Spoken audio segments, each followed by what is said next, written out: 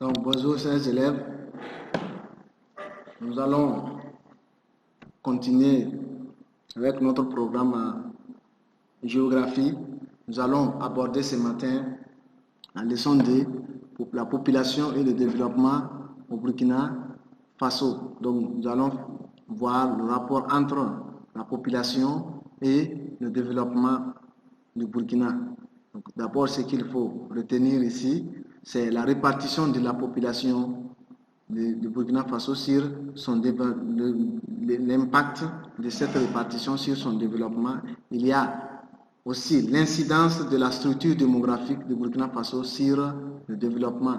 Nous voyons que le Burkina Faso enregistre une croissance démographique élevée. Qu'est-ce que ça peut jouer sur le développement du pays? Donc, et enfin, il faut aussi comprendre l'incidence de la croissance de la population au Burkina Faso sur le développement général de la population aussi.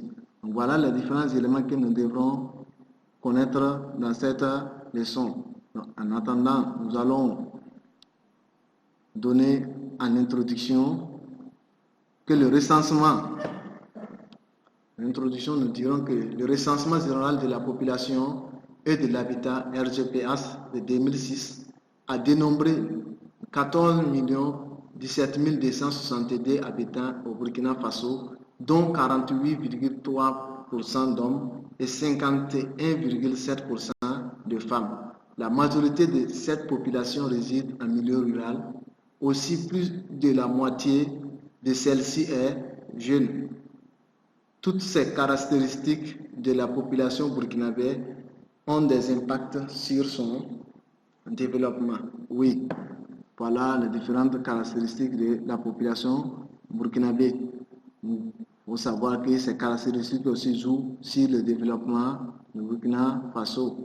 Oui, bon, les données que nous avons datent de 2006. Il y a des nouvelles données de 2020, mais malheureusement qui ne sont pas encore mises à la disposition du grand public. Donc nous n'avons pas accès à ces données d'abord. Les données de référence que nous pouvons utiliser, c'est toujours les données de 2006. Nous allons voir en grand 1 la répartition spatiale de la population et son impact sur le développement du Burkina Faso. Donc, d'abord, la répartition spatiale de la population. Donc, en parlant de la répartition spatiale, il faut savoir que le Burkina, la population est inégalement répartie sur l'ensemble du territoire burkinabé. Donc, en 2006, retenez que la grande majorité de la population burkinabé, soit 77,3%, résidait en milieu rural contre 22,7% en milieu urbain. Donc, la répartition géographique de la population présente des inégalités selon les régions administratives. En effet, la région du centre qui abrite la capitale administrative du pays renferme 12,3% de l'ensemble de la population.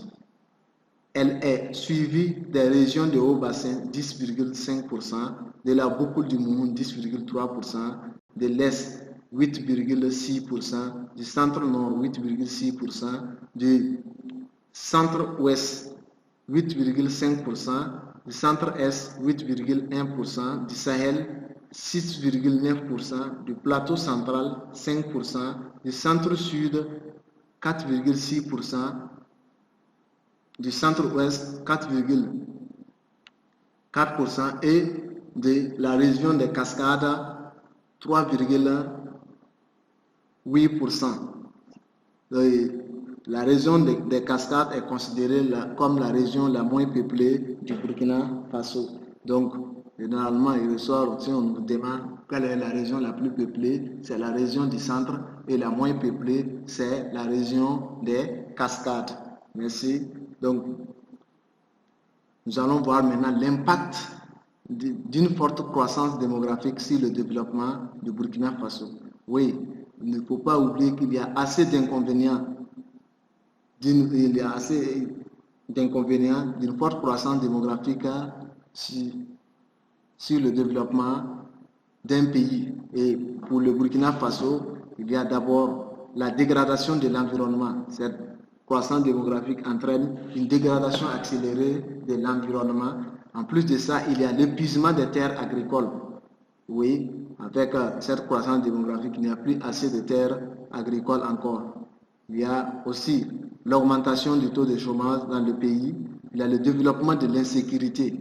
Oui, avec le chômage, les bandits, l'insécurité devient de plus en plus inquiétante dans le pays, avec des cambriolages, des vols à main armée et l'extrémisme violent que nous vivons actuellement.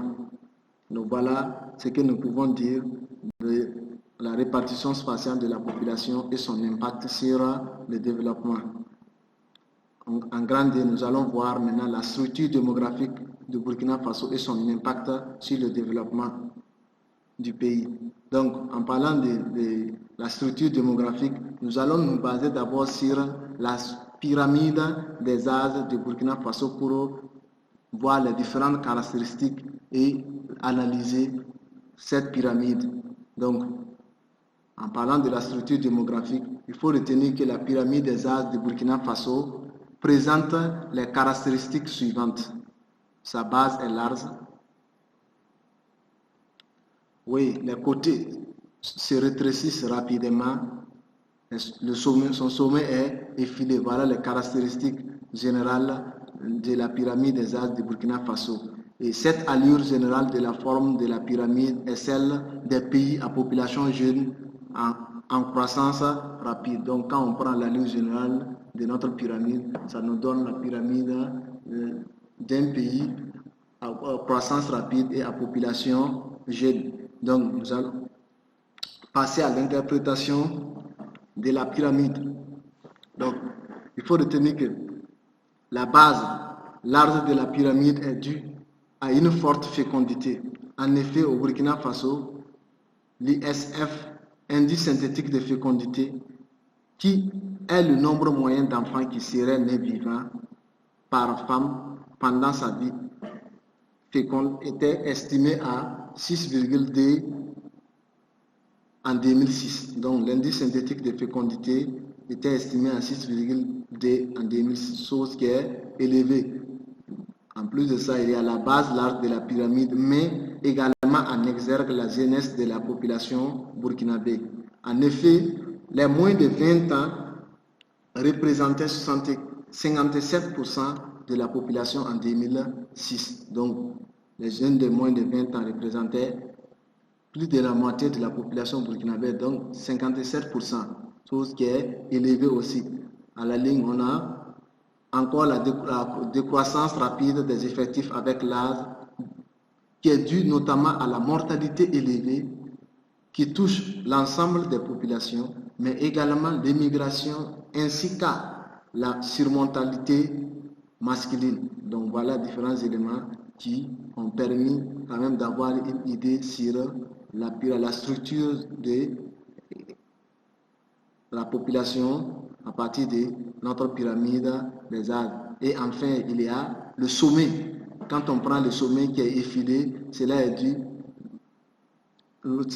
ça traduit effectivement également qu'il y a une faiblesse des personnes âgées. Donc, en parlant des faiblesses des personnes âgées, ça montre que l'espérance de vie est faible dans le pays. Donc, en 2006, on a 57 ans comme espérance de vie moyenne au Burkina Faso. Et pour les femmes, on avait 58 et pour les hommes, 56, chose qui est faible. Donc, et en petit d, nous allons aborder l'impact de la structure démographique du Burkina Faso sur son développement. Donc, retenez ici que la présence d'un grand nombre d'enfants au sein de la population entraîne pour les familles des dépenses importantes pour assurer les charges, alimentation, soins de santé, scolarisation, etc. Alors que la situation économique actuelle est marquée par la pauvreté. Donc voilà autant de problèmes qu'on peut avoir en ayant beaucoup d'enfants. Donc, en plus, il y a aussi que la jeunesse de la population burkinabé.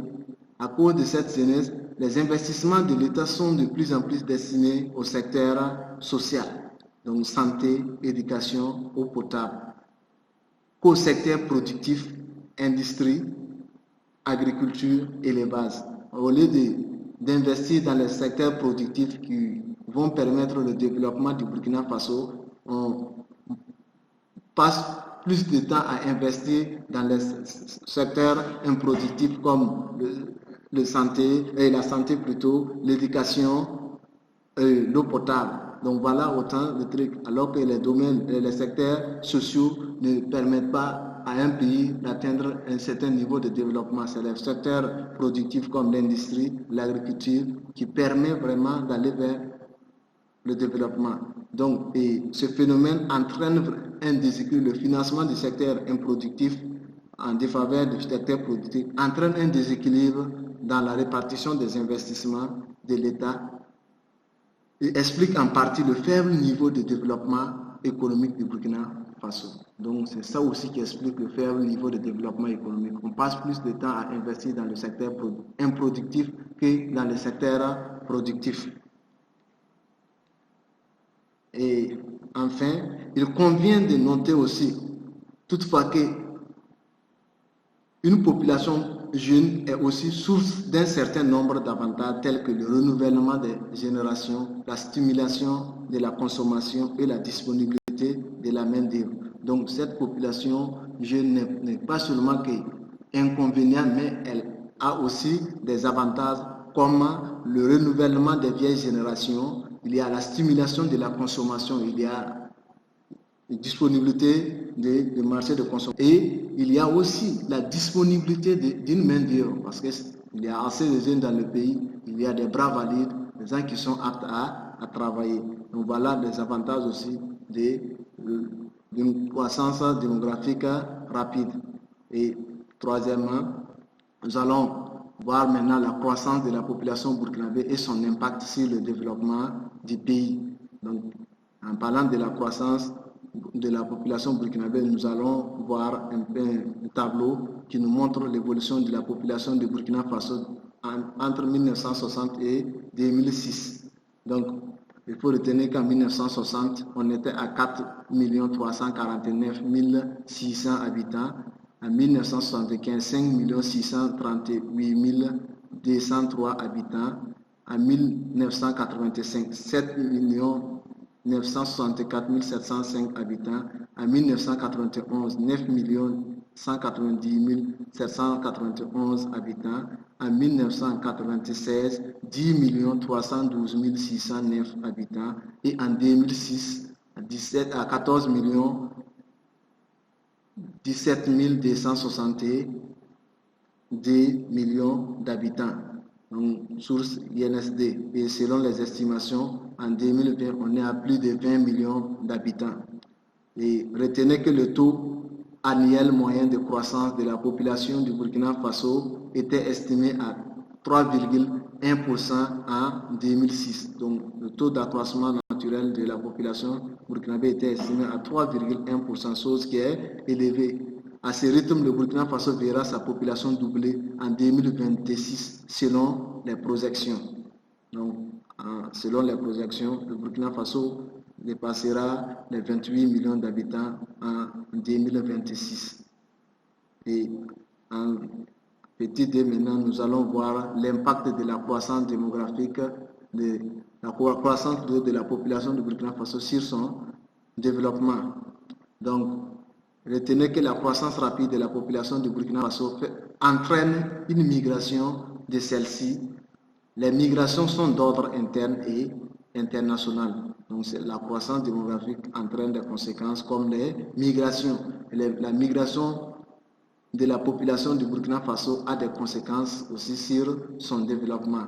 Donc, parlant de migration, il faut savoir que les migrations, ce sont des déplacements des populations d'une zone à une autre. Et ces déplacements ont des conséquences sur le développement du pays. Donc, en parlant des conséquences, nous allons d'abord voir les conséquences positives plutôt. Et quand on parle de conséquences positives, il faut savoir que c'est aussi appelé des avantages. Donc, il faut retenir que Les migrations entraînent le décongestionnement des régions très peuplées, entraînant ainsi une redistribution spatiale de la population. Oui, ça permet aux zones qui sont surpeuplées de diminuer sa population. Il y a aussi la mise en valeur de nouvelles terres dans les zones d'accueil. Quand ils vont quitter les zones qui sont surpeuplées, ils vont aller occuper des zones sous-peuplées et mettre en valeur de nouvelles terres. Il y a la réduction du chômage dans les zones de départ et il y a aussi le rapatriement des débits, c'est-à-dire ceux qui vont migrer vont aller travailler, avoir l'argent pour envoyer au pays, aux frères qui sont restés au pays, aux parents qui sont restés au pays. Et beaucoup d'expatriés au Burkina Faso ont des entreprises et d'autres sources de revenus qui permettent aux Burkinabés aussi d'avoir, qui permettent plutôt aux Burkinabés d'avoir aussi leur pain quotidien en travaillant dans les industries et des entreprises que les émigrés ont investi au Burkina Faso. Donc, en parlant des conséquences positives, il faut aussi retenir qu'il y a des conséquences négatives de la migration.